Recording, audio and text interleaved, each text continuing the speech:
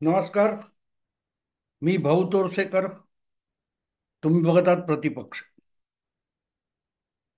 मित्रांनो, विधानसभा निवडणुका संपल्या, निकाल लागले, प्रचंड बहुमत वगैरे वगैरे होऊन सरकार स्थापन झालं, खाते वाटप झालं. काय पालकमंत्री अजून ठरायचे असतील वगैरे वगैरे. मंत्रिमंडळ झाल्यानंतर आणि त्याचा विस्तार झाल्यानंतर ज्या प्रकारे रुसवे फुगवे सुरू झाले, तोही भर आता ओसरलेला आहे. तीनही पक्षामध्ये काही लोकांच्या नाराजीचे सूर उमटले. राष्ट्रवादी अजितदादांची, त्याच्यामधले ज्येष्ठ नेते छगन भुजबळ यांना बाजूला ठेवण्यात आल्यामुळे ते अक्षरशः पिसाळले म्हटलं तरी हरकत नाही. एकनाथ शिंदे यांच्या पक्षातल्या दीपक केसरकर यांनी अगदी नाराजीचा सूर लावला नाही, तरी त्यांना वगळलं याचा रोष त्यांच्या वक्तव्यातून दिसला. अब्दुल सत्तार, जे एकनाथ शिंदे यांच्या शिवसेनेतले मागल्या 5 वर्षातले खास शिवसैनिक, काँग्रेस सोडून उद्धव ठाकरेंकडून शिवबंधन बांधून घेणारे कट्टर शिवसैनिक, त्यांनी सुद्धा नाराजी व्यक्त केली. भाजपमध्ये तसा कोणी उघडपणे नाराजी व्यक्त केलेली नाही, पण भाजपमधले देखील काही ज्येष्ठ लोक वगळले गेलेत. हा, उघडपणे कुठे कुरबुर दिसली नाही, पण याचा अर्थ कुरबुर नाही असा अर्थ काढण्यात काहीही अर्थ नाही. शेवटी राजकारण असतं मित्रांनो. सत्ता हा एक प्रकारचा नशा आणणारा पदार्थ आहे. अकस्मात ज्यांची घुसमट शिवसेनेत चालली होती आणि ज्यांना ठाण्यापलीकडे जाऊ सुद्धा दिलं जात नव्हतं, अशा एकनाथ शिंदेना भाजपने मुख्यमंत्रीपदी 2.5 वर्ष बसवलं. त्यांना सुद्धा ते पद सोडताना थोड्या यातना झाल्या, हे लपून राहिलं नाही. आणि या सगळ्या पार्श्वभूमीवर आपण मंत्रीपद गमावल्याने किंवा न मिळाल्याने नाराज असलेल्यांचा अंदाज घ्यायचा म्हटला तर ते त्यातला मानवी स्वभाव आपण लक्षात घेतला पाहिजे. काय असतं, माणसाला एकावरून वरच्या वरच्या वरच्या पदावर जायची सवय लागली, अंगवळणी पडली, की मग एक पाऊल खाली यायला त्रास होतो. 2.5 वर्ष होऊन गेलीत. उद्धव ठाकरे मुख्यमंत्री पदावरून पाय उतार झाले किंवा त्यांचे सुपुत्र जे आमदाराबरोबर थेट मंत्री झाले, त्यांना अजूनही मुख्यमंत्रीपद गेलं किंवा मंत्रीपद गेलं, आपल्या हातातून सत्ता गेलीये, अगदी महापालिका सुद्धा गेलीये, याचं भान येत नाहीये. त्याच आवेशात ते बोलत आहेत. किंबहुना शिवसेना दुभंगली आणि एक काळ आपण अखंड शिवसेनेचे पक्षप्रमुख म्हणून बोलत होतो. आता तेवढी ताकद, स्वबळ म्हणावं, इतकी सुद्धा आपल्याकडे राहिली नाही. हे भान उद्धव ठाकरेंना अजून आलेलं नाही. तर ज्यांना फक्त मंत्रीपद वगैरे मिळतात, त्यांना ती मिळाली नाहीत किंवा वगळलं गेलं, वंचित ठेवलं गेलं, तर त्यांची नाराजी आपण समजून घेतली पाहिजे. तो माणूसपणाचा एक पुरावा असतो. पुरावा असतो की आपल्यावर अन्याय झाला असं वाटतं. पण शेवटी सरकार बनवण्यामध्ये ज्या मर्यादा असतात, त्या मर्यादेत राहून मुख्यमंत्र्याला आणि सत्ताधारी पक्षाला काम करावं लागत असतं. त्यामुळे मंत्रीपद गेल्यामुळे कोणी आनंदित वगैरे झाला असं सापडणार नाही. जवळजवळ सगळीकडून एक नाराजी, निराशा किंवा अन्यायाची भावना ज्यांच्या हातून गेलंय त्यांच्यामध्ये असते. फार कशाला आपण निकाल लागल्यानंतर ज्या प्रकारे महाविकास आघाडीचा धुव्वा उडाला, त्यांच्या आमदारांची संख्या कमी झाली तर आपल्यावर अन्याय झाला म्हणून ते किती हातपाय आपटतात ते बघा तुम्ही.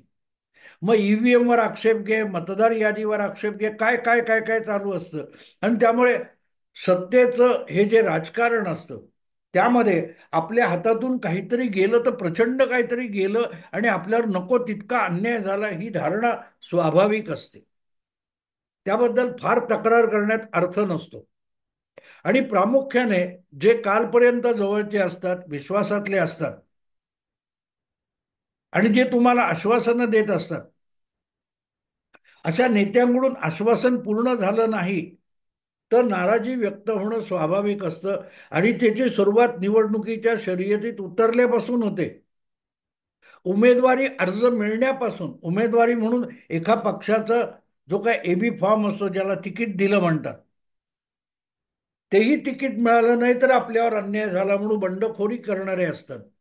त्यामुळे अपेक्षा जेवढ्या असतात त्या अपेक्षा जर पूर्ण झाल्या नाहीत तर मग नाराजीचा सूर उमटणं स्वाभाविक असतं. तो मानवी स्वभावाचा भाग मानला पाहिजे. पण एवढं सगळं होऊन सुद्धा जे लोक तो अन्याय किंवा तो वगळण्याचा प्रकार असतो तो शांतपणे पचवू शकतात, अशीही काही माणसं असतात. आणि ही माणसं राजकारणात दीर्घकाळ टिकून राहतात.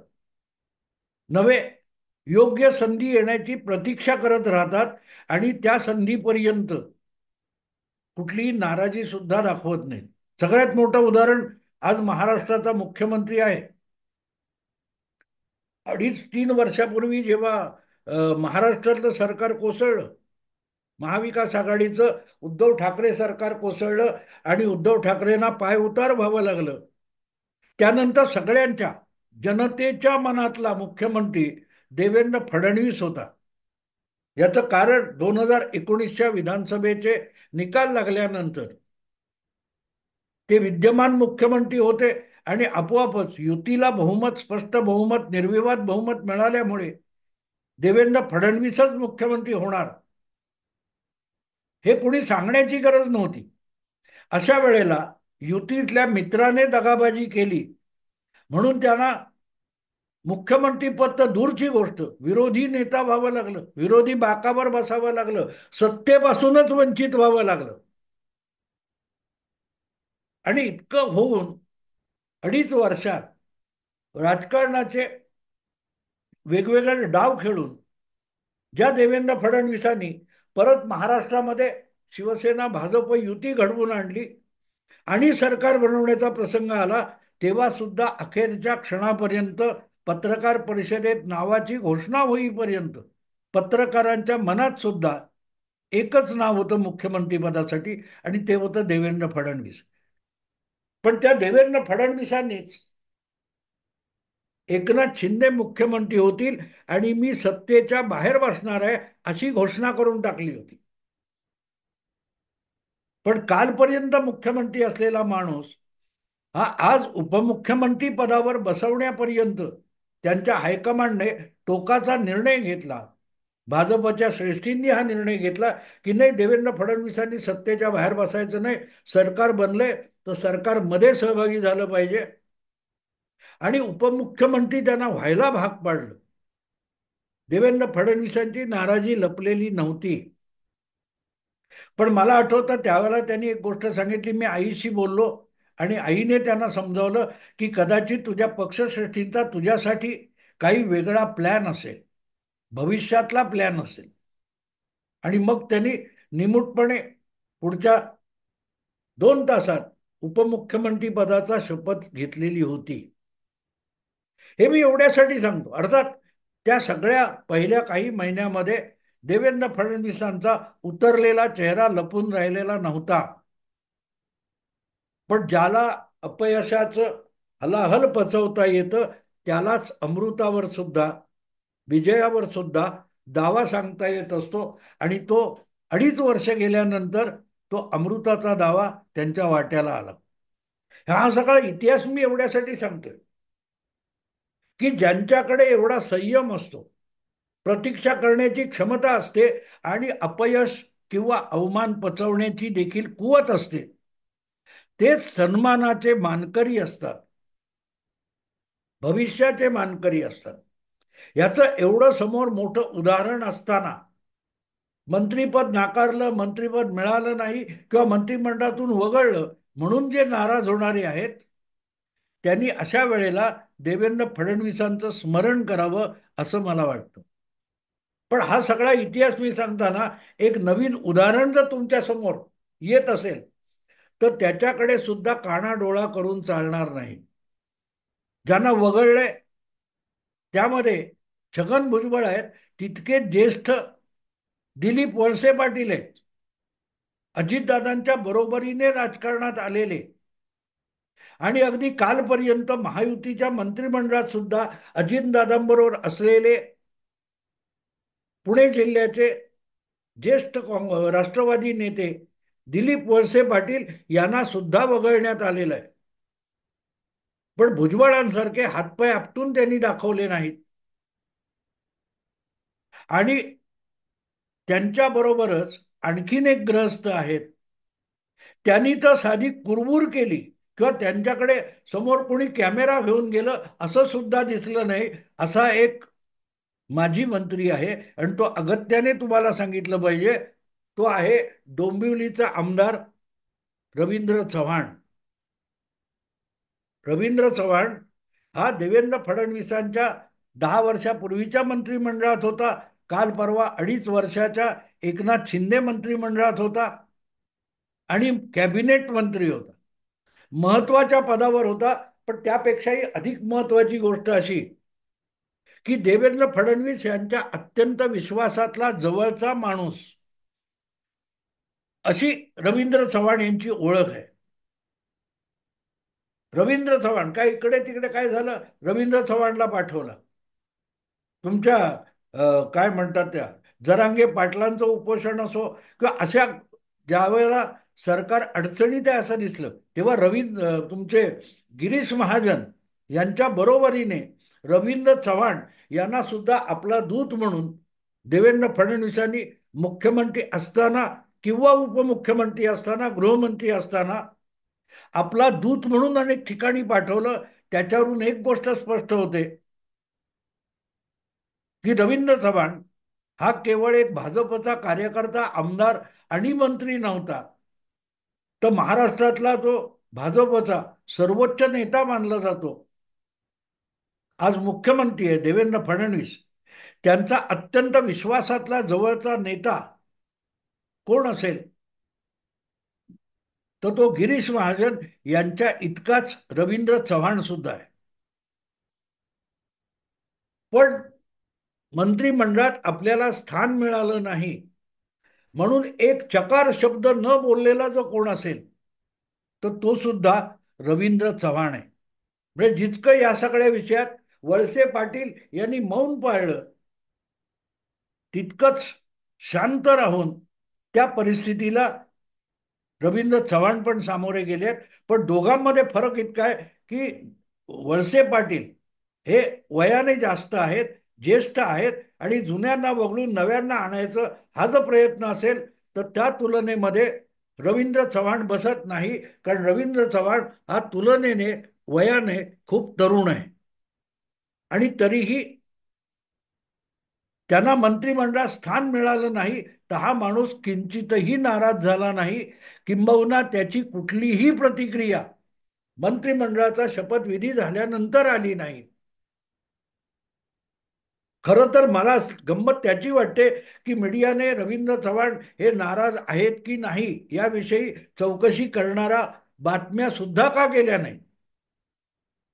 आणि त्याला कारण आहे, आजच्या मुख्यमंत्र्यांचे सगळ्यात लाडके, जवळचे आणि विश्वासू सहकारी आणि सतत मंत्रिमंडळात राहिलेले कॅबिनेट मंत्री, महत्वाच्या पदावर आणि महत्वाच्या जबाबदाऱ्या पार पाडणारे, अशी रवींद्र चव्हाण यांची ओळख आहे. आणि तरीही त्यांना जर मंत्रिमंडळापासून बाजूला ठेवण्यात आलं असेल तर मग असं का झालं हा प्रश्न पडला पाहिजे. मी प्रामाणिकपणे कबूल करतो, माझ्याही डोक्यात हा विषय आला नव्हता. हा इतरांना वगळलं, यालाही वगळलं, पण हा माणूस निराश नाराज का नाही. मानवी स्वभाव जर निराशेने अस्वस्थ होत असेल तर मग रवींद्र चव्हाण हा माणूस निराश नाराज का होत नाही. तो कुठलीही प्रक्षुब्ध प्रतिक्रिया का देत नाही, हा प्रश्न पडायला पाहिजे. आणि तो मला सुद्धा पडला नाही याची मी प्रामाणिकपणे कबुली देतो. प्रामाणिकपणे कबुली देतो. माझ्यातला पत्रकार पण सुप्तावस्थेत गेला का, इतर कोणाला हा प्रश्न पडला नाही मीडियातल्या, पण भाऊ तोरसेकरला पण पडला नाही, ही वस्तुस्थिती आहे. पण खटकण्यासारखी गोष्ट अशी आहे की रवींद्र चव्हाण यांनी त्याविषयी नाराजी अजिबात व्यक्त केली नाही. आम्ही सगळे नाराज होणाऱ्यांकडे बघत बसलो. भुजबळ असतील, शिवतारे असतील, किंवा तुमचे अब्दुल सत्तार असतील, या सगळ्यांकडे आमचं लक्ष होतं. पण वळसे पाटलांची प्रतिक्रिया कोणी घेतली नाही.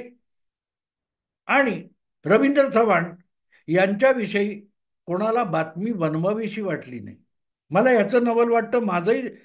मलाही माझीच काय ते कानाडोळा करणं खटकलेलं आहे. पण मग मी विचार करायला लागलो की एवढं सगळं होऊन ज्या काय इतर बातम्या मला रवींद्र चव्हाण याच्याविषयी वाचायला मिळाल्या, तेव्हा लक्षात आलं हा माणूस नाराज नाही, उलटा नॉर्मल आहे, ॲब्सोल्युटली नॉर्मल आहे. दीर्घ काळानंतर 10 वर्षाच्या या यशस्वी राजकारणानंतर आपल्याला मंत्रिमंडळातून बाजूला ठेवून हा माणूस खुश का असू शकतो? आणि तिथे मला मग देवेंद्र फडणवीस आणि उपमुख्यमंत्री होण्यापूर्वी त्यांच्या आईशी झालेला त्यांचा संवाद मी ऐकला होता, तो आठवला. की जर आपल्याला पक्षश्रेष्ठींनी, वरिष्ठांनी मंत्रिमंडळातून वगळले, बाजूला ठेवले, तर मग वरिष्ठांची आपल्यासाठी काही वेगळी योजना आहे का, याचा विचार आवश्यक असतो. आणि तो जसा देवेंद्र फडणवीसांना त्यांच्या आईने समजावला, तसा कोणी रवींद्र चव्हाण यांना समजावलाय का? रवींद्र चव्हाण हा नुसता एक भाजपचा आमदार नाहीये. जे काही 132 आमदार आहेत त्यातला एक आमदार नाहीये. रवींद्र चव्हाण हा मूलतः राष्ट्रीय स्वयंसेवक संघाचा स्वयंसेवक आहे, कार्यकर्ता आहे. संघातूनच भाजपात आलेली जी पिढी आहे किंवा जे कार्यकर्ते आहेत, त्यापैकी एक महत्वाचा संघाचे संस्कार झालेला कार्यकर्ता आणि आता झालेला नेता, ही रवींद्र चव्हाण यांची ओळख आहे. आणि म्हणून संघात जसं काम सोपवलं ते करायचं, त्याचं श्रेय मागणं वगैरे हे आपलं काम नाही. हे जे संस्कार आहेत संघाचे, त्याचं बरोबर मूर्तिमंत प्रतीक म्हणून आपण रवींद्र चव्हाणकडे बघू शकतो. मध्यंतरी एक वेळ आली होती की एका कार्यक्रमामध्ये रवींद्र चव्हाण यांचा सत्कार वगैरे व्हायचा होता निवडणुकीपूर्वी. तिथे मला वक्ता म्हणून बोलवलं होतं. आणि मी अगत्याने सांगितलं होतं की रवींद्र चव्हाण जेव्हा या पदापर्यंत पोहोचले, त्याच्या मागे अनेक ज्येष्ठ लोकांची, ज्येष्ठ कार्यकर्त्यांची साक्ष सुद्धा आहे. आणि योगायोगाने व्यासपीठावर माजी आमदार, माजी खासदार, माजी मंत्री पण मला वाटते जगन्नाथ पाटील बसलेले होते. 1977-78च्या काळातला हा आमदार आणि मंत्री जगन्नाथ पाटील, तो सुद्धा संघाच्या संस्कारात आणि संघाच्या मुशीत वाढलेला. पण आपल्या पुढची पिढी तयार होत असताना नव्या तरुणांना नेतृत्वाची संधी द्यायची, म्हणून जागा मोकळी करू शकतो, त्यातूनच रवींद्र चव्हाण नावाचा नवा अंकुर फुटत असतो, हे मी मुद्दाम सांगितलं होतं. आणि माझे शब्द एक प्रकारे रवींद्र चव्हाण यांच्या रूपाने खरे ठरलेत. कारण जर आपल्यासाठी आपल्या ज्येष्ठांनी जागा मोकळी केली आहे, तर आज आपला मंत्री पदावरचा हक्क सोडण्याची वेळ आली असेल, तर आपण तेवढं औदार्य दाखवलं पाहिजे. हे कदाचित जगन्नाथ पाटील आणि संघाकडूनच रवींद्र चव्हाण शिकले असेल. आणि म्हणून कुठेही कुरबुरीचा आवाज किंवा शब्द सुद्धा आपल्या कानावर आला नाही. मीडियाला त्यामध्ये जाऊन त्यांना चिथावण्या देण्यासारखं काही बातम्या करता आला नाहीत. पण मजेची गोष्ट अशी आहे मित्रांनो,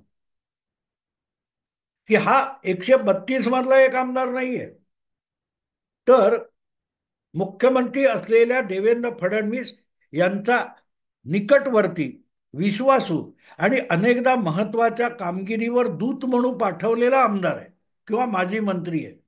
आणि त्यालाही वगळलं, याचा अर्थ सरळ होतो. मला तरी त्याचा अर्थ असा लागतो की महाराष्ट्रात